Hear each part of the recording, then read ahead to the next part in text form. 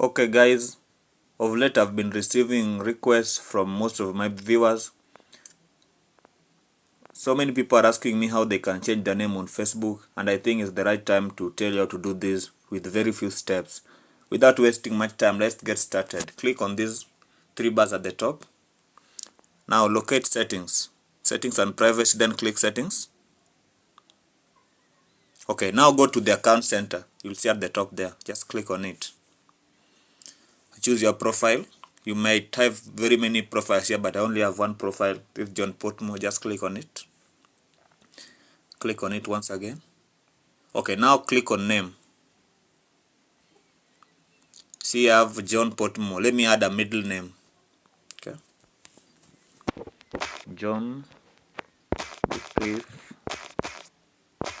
Portmore. Okay, then review changes. You can save changes. Now you see that I've managed to change my Facebook name. I think that helps, guys. If you found this video valuable, please remember to like, subscribe and comment on this video if you have any question. I'll be very happy to make another video on it. Thank you guys.